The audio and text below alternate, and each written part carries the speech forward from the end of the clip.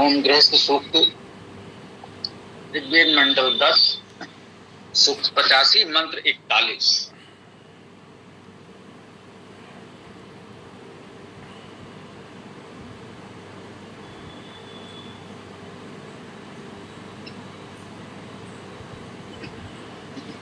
ओम सोमः ददत गंधर्वाय गंधर्वा ददत अग्नये रयिं च पुत्रां च अदात् अग्निः मह्यम् अथोरिमाम्।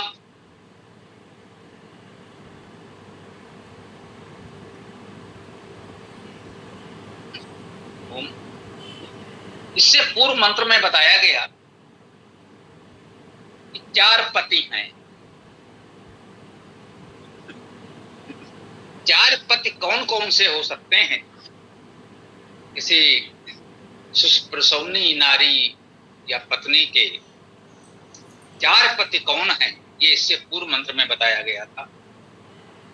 सोमा प्रथमा विविधे गंधर्वा विविधे उत्तरा तृतीया अग्नि ते पति तुरीया ते मनुष्यजा।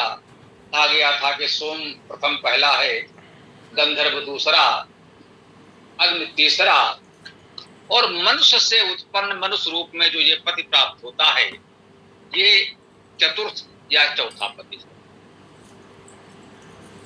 उसी बात को और आगे बढ़ाया जा रहा है। बहुत सुंदर प्रसंग है। ये 4 पति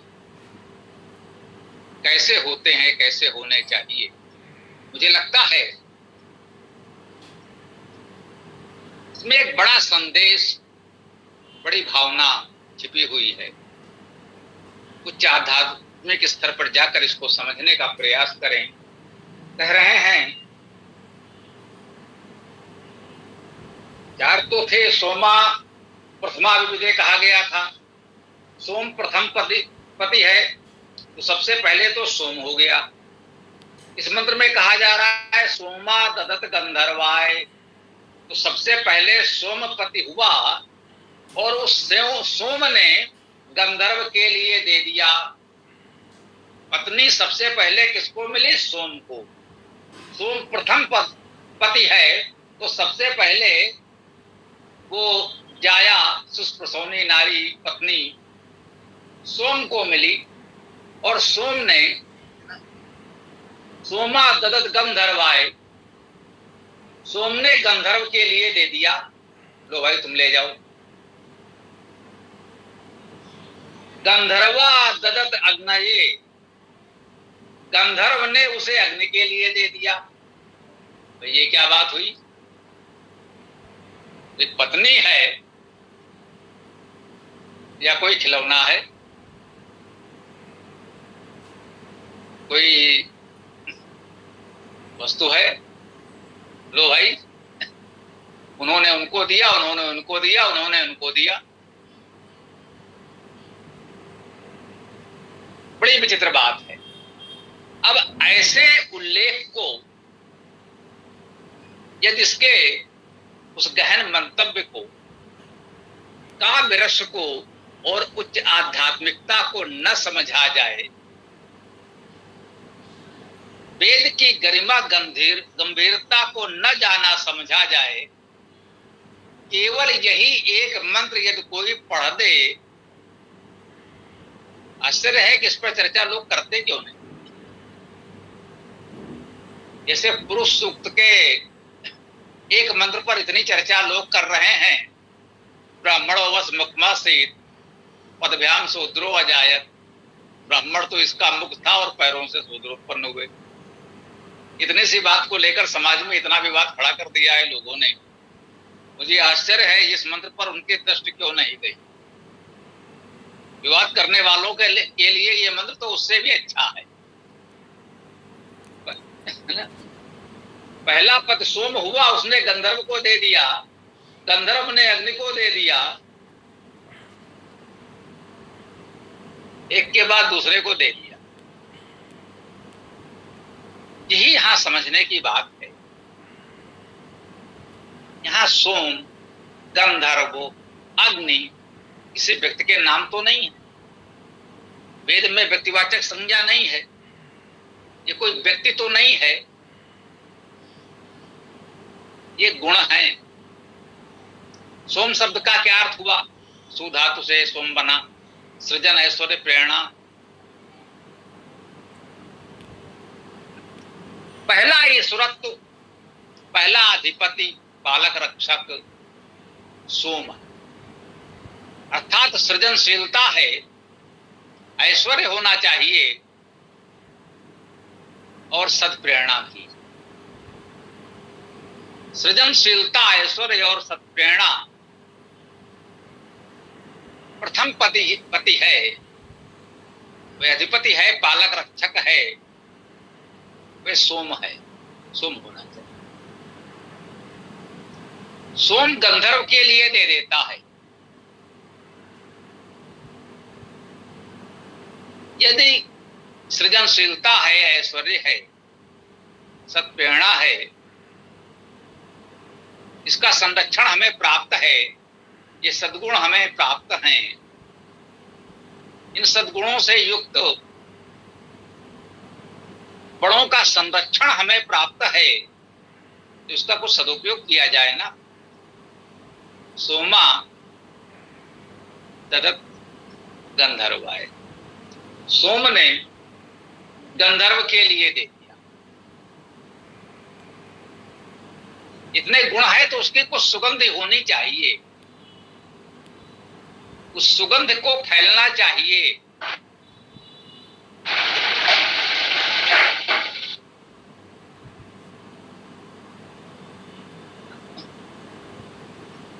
तो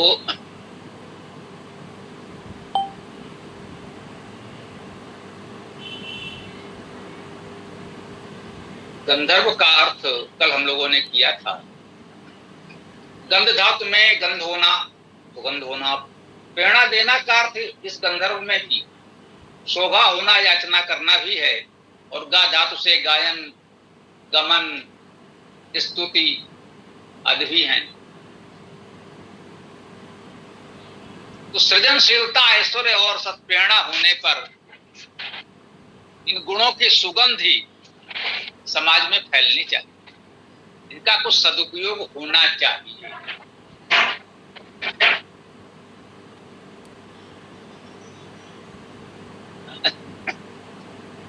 शोभा होना भी अर्थ है, उसकी शोभा होनी चाहिए।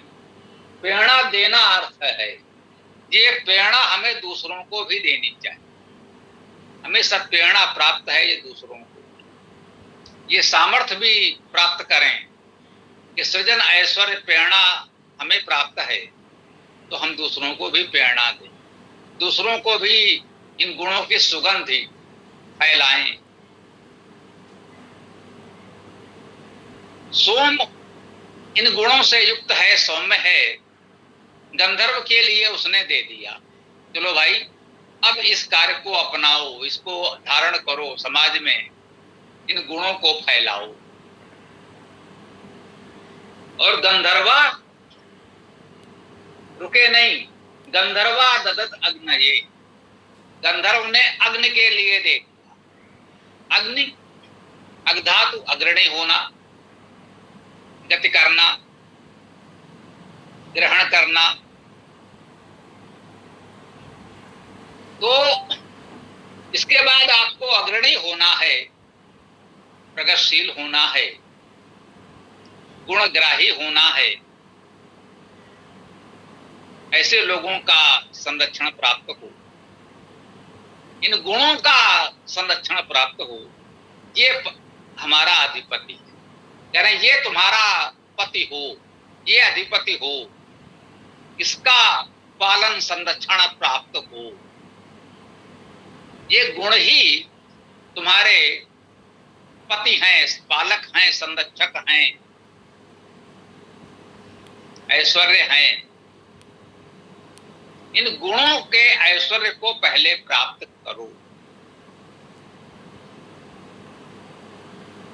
जब ये तीनों प्राप्त हो जाएं, सोम, गंधर्व और अग्नि, ये तीन स्थितियां, तीन प्रमुख गुण आप ग्रहण कर लेते हैं तो पिछले मंत्र में कहा गया था तुरीयाते मनुष्य जा, चौथा पति है जो मनुष्य रूप में प्राप्त होता है, उसका फल है, प्रतीक है, परिणाम है। व्यवहारिक रूप से शरीर रूप में तो पति वही प्राप्त होगा, लेकिन उसका स्थान चौथा कहा गया है। विवाह का तात्पर्य केवल किसी स्त्री और किसी पुरुष का एक साथ रहना भर नहीं है। कहा गया है इससे पहले ये तीन पति आपके होने चाहिए।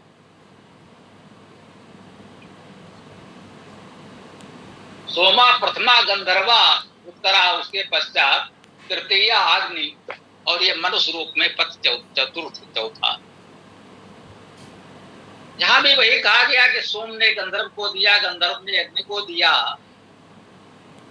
तो फिर क्या हुआ? रयिम चा पुत्रान चा आदात। इसके बाद सबने आपको क्या दिया? रयिम। रय धातु का अर्थ भी गति करना है, प्रगतिशीलता है। रयिम अर्थात प्रगति, आपको प्रगति प्रदान किया।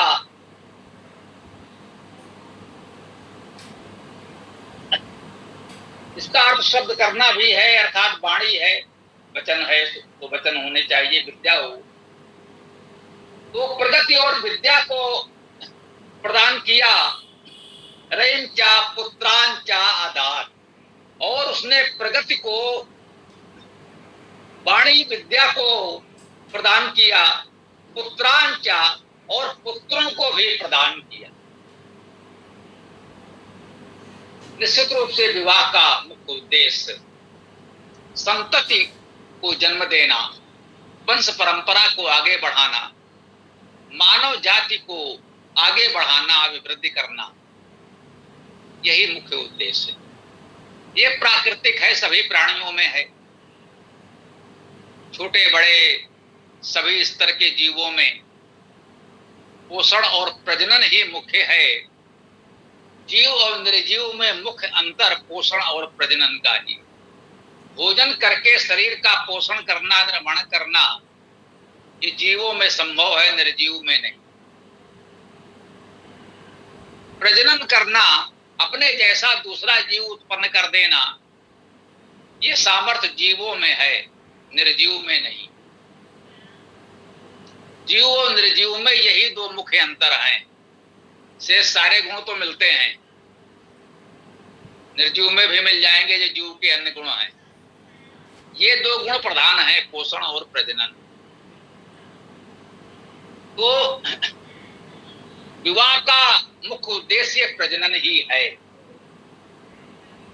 तो जब ये पति प्राप्त हुआ तो कहे रयिम चा पुत्रान चा आदात, प्रगति भी हो, प्रगति प्राप्त हो, और पुत्रों को भी दिया, संतान होनी चाहिए। पुत्रान बहुवचन में है। संस्कृत व्याकरण के अनुसार जब बहुवचन में है तो तीन तो होने ही चाहिए, न्यूनतम तीन तो चाहिए, तभी बहुवचन सार्थक होगा। दो कहना होता तो द्विवचन में बोलते। संस्कृत में द्विवचन होता है दो के लिए, दो पे बहुवचन नहीं होता। बहुवचन के लिए न्यूनतम तीन चाहिए। अग्नि मह्यम अथो इमाम, कह रहे हैं वह अग्नि मह्यम मेरे लिए, अथो अब इमाम इसको प्रदान करे। ठीक, अब कह रहे हैं वो अग्नि, जिस तीसरे अग्नि को दे दिया है। सोमा ददत गंधर्वाय, सोम ने गंधर्व के लिए दे दिया। गंधर्वा ददात अग्नये, गंधर्व ने अग्नि के लिए दे दिया। आगे कहते हैं वो अग्नि जिसको दिया, वो अग्नि मह्यम मेरे लिए, अथो अब इमाम इसको क्या दे? रयिम अर्थात प्रगति, जा पुत्रान, और पुत्रों को अदात दिया। अग्नि ने प्रगति और पुत्र प्रदान किए। अग्रणी, प्रगतिशील, ग्राही, तेजस्वी, यह अग्नि जो है उसने प्रगति और पुत्र प्रदान किए। इन गुणों से युक्त होकर संतति को जन्म देना, वंश परंपरा परिवार को आगे बढ़ाना, मानव जाति की अभिवृद्धि करना, ये भी मानवीय कर्तव्य है। जी, ये हमारा कर्तव्य है। एक नन्हा सा बीज, उसके सार्थकता इसी में है, वो मिट्टी में मिलकर